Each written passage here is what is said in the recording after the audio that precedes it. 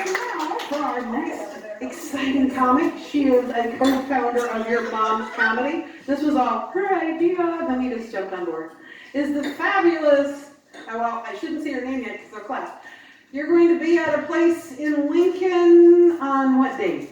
August 17th. The day after my birthday. August 17th, she will be in Lincoln at Cheese Dough? Shay's Soda. Sure, I can't spell either. Okay. Getting older. Okay. Shea Soda, the fabulous Betsy Miller.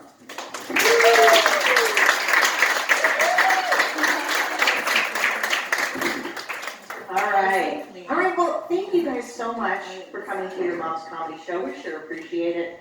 And we've had a fabulous time here tonight. I want to get to know some of you guys. Some of you guys, raise your hand. Who are my moms in the audience? All right, fantastic. Let's meet some of you guys. What's your name? Teresa Johnson. Teresa Johnson. All right, great. And so you have a lovely daughter. Do you have any other kids? I have a son. Okay. He lives in Texas. Oh, okay, great. All right. He also works for a tech company. All right. Kids, we're going to take care of us when we get too old to work. Yes! So are your kids well behaved? Yes. Okay. Maybe soon. Maybe. But I know. All right, nice to meet you. How about you back there? What's your name? Brenda Sahar. And you, how old are your kids? My kids are 31. I have twins. You have 31. That sounds exciting. What about you? Are your kids well behaved? Well, they will live with me. Oh. I don't have anything to say to you then. How about over here? Are you a mom? My mom? No, I'm talking, yeah. I'm sure. Either of you. What's your name? Judy. You're Judy. Okay. And how old are your kids? 33 and 30.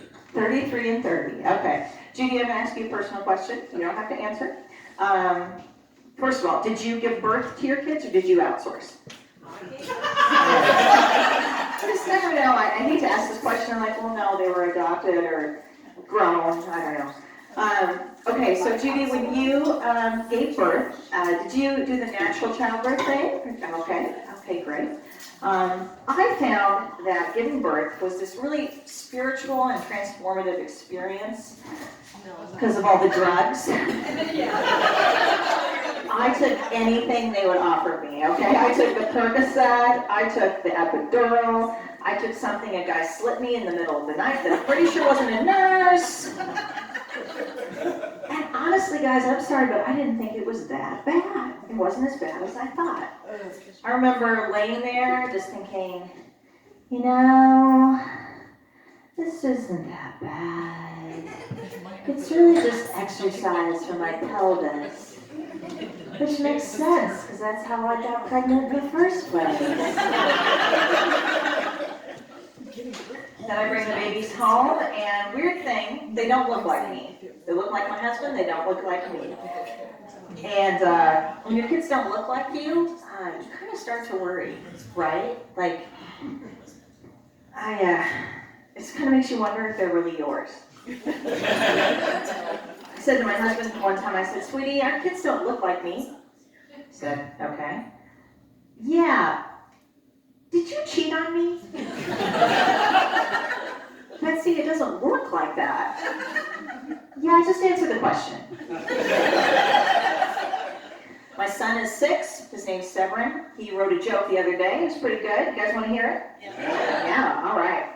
So, why did the chicken cross the road? Why? Because he wanted to get hit by a car and die.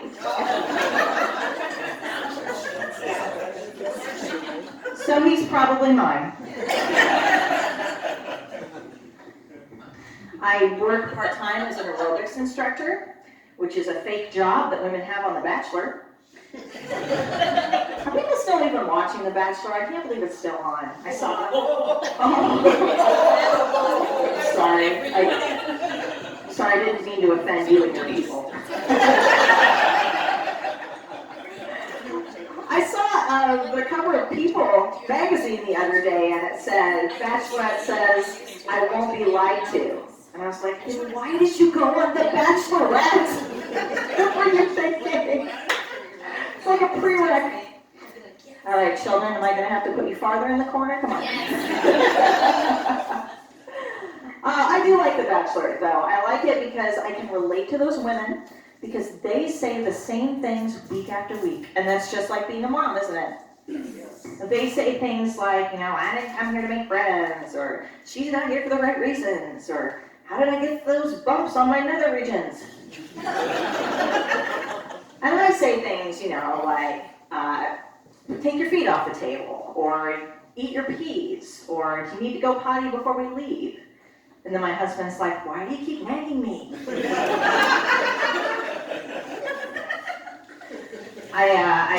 Like I said, I'm a fitness instructor. It's a great job because I wear yoga pants every day. That's the dream, right? Wear yoga pants every day. And that's great because when you're out in public and you're wearing yoga pants, if you're having one of those, days where you're feeling fit and tight and thin, people look at you and they're like, oh, obviously she works out. She's wearing yoga pants. And when you have those days when you're not feeling so tight and fit and trim, people look at you and they're like, oh, obviously she's trying. I had a crazy week the other week. It was just insane. Those busy weeks, One of those weeks when you sit down on the toilet and you start to go and you're like, this is taking too long. I don't have time for this. I'm gonna have to come back. I call them pee faster weeks. They're just the worst.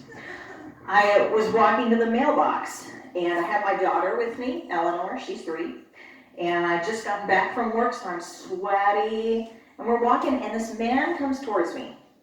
And he asks me, what are you doing Friday night? And I never get hit on. Okay, this was very strange because I usually try to walk around looking like I'm about to scold somebody. I know my brand at this point. I'm a Midwestern mom. I don't ooze sexuality. I ooze soybeans and stern looks. I'm just gonna lean into it. So he says, what are you doing Friday night? And I said, well, I'm just gonna be home with my kids and my husband. He says, oh, you're still with the daddy? I said, yeah, we're married. He says, oh, well, it's a legitimate question. I guess it's a legitimate question. It doesn't speak very highly of my neighborhood. So I go upstairs and I told my husband, Jeff, this guy just hit on me. I was with Eleanor and he assumed I'm a single mom. My husband said, oh, are you okay? I said, yeah. It was pretty fun. Can we move to a worse neighborhood? So my son, Severin, is 6. He is bad. He's pretty naughty. He's constantly running away from us, which would be fine, except people keep bringing him back. I started looking at military school. Unfortunately, I'm too old to go.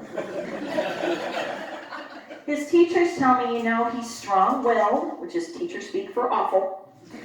But when he's older, it'll be good because he won't give in to peer pressure. But that's only good news if his peers are the bad kids. Like, what if his peers are like, hey, Severin, we're all going to go study at the library.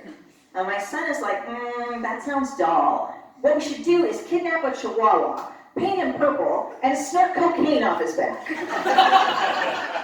As my son would come up with that. My daughter's 3. We're working on potty training right now. Different with the second kid, a lot different. You kind of change your standards. Like with the second kid, when she pees on the floor, I just wipe it up. I don't bother with the 409. I imagine with the third kid, you just let it evaporate. My son, very different. We started potty training him. He sits down on the toilet. I sit in front of him. I'm like, oh, it's staring me right in the face. This is not an ideal angle for this. So we dealt with that. But then he went to preschool. And I told him, Severin, when you go to preschool, you're going to have to push your own penis down. The teacher will not do that for you. And he says, oh, why? I said, well, because the cops would come. Oh, and the cops will push down my penis. No, sweetie, no. We don't pay them enough for that. And mommy doesn't want her taxes to go up.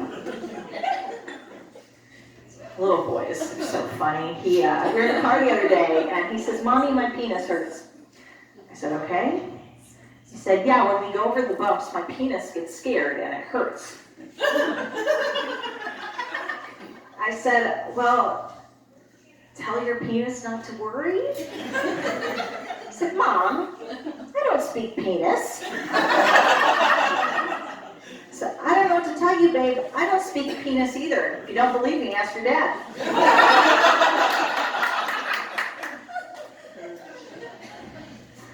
Oh boy, my kids are super picky eaters. It's annoying. Anybody else have picky eaters? What did you do about it? What did you do about your picky eaters?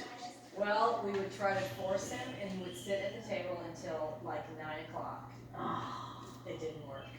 We gave up. Sure. And you? Did you say you had a picky eater? What'd you do? Nothing. My kids just recently started being willing to drink juice. And then my nutritionist friend told me that juice is almost as bad for kids as soda. Which is great, because that's what they had been drinking for breakfast. It's fine.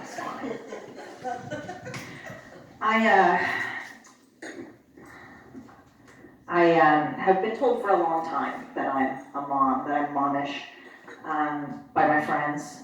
Not because I'm like compassionate and gentle, but because I'm really judgmental. I am. I work on it. I've tried. I can say the right thing now. I just can't get my face to cooperate.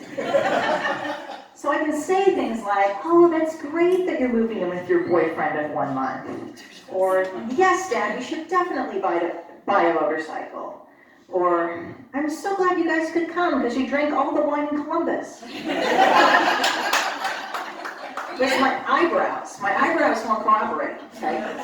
The higher my eyebrows, the lower my opinion of you.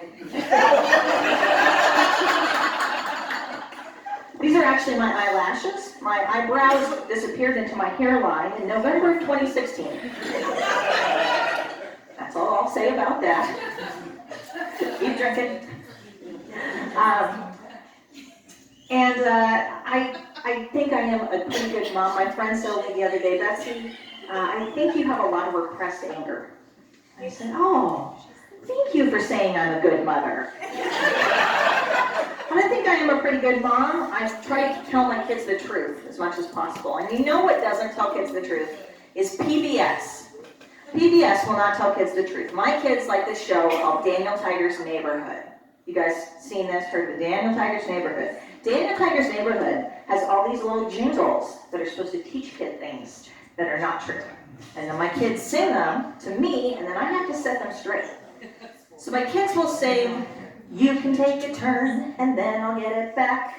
And I'm like, unless your brother breaks it, after all, he's 2. And then there's one that goes, if your friends play with someone new, they will still be friends with you. Unless you are a middle school girl, thank you, Holly, you're the worst. Well, my favorite one is, grown-ups always come back. See, I've learned that whatever you're thinking is funnier than my punchlines, so we're just going to leave that alone. Oh my goodness. My husband is great. I didn't know if I'd ever get married because I spent all of my 20s just in the friend zone.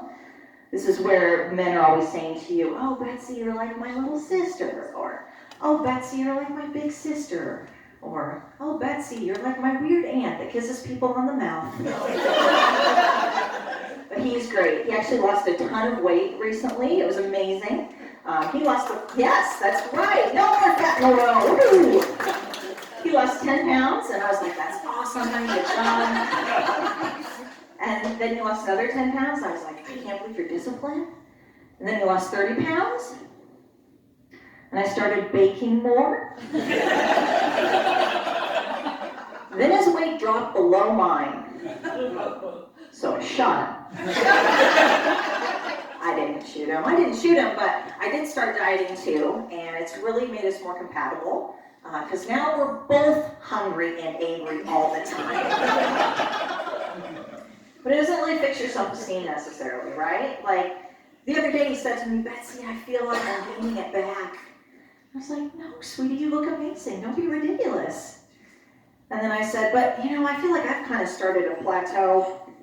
He said, no, Betsy, I love your belly. That's when I shot. Thank you guys so much for being here.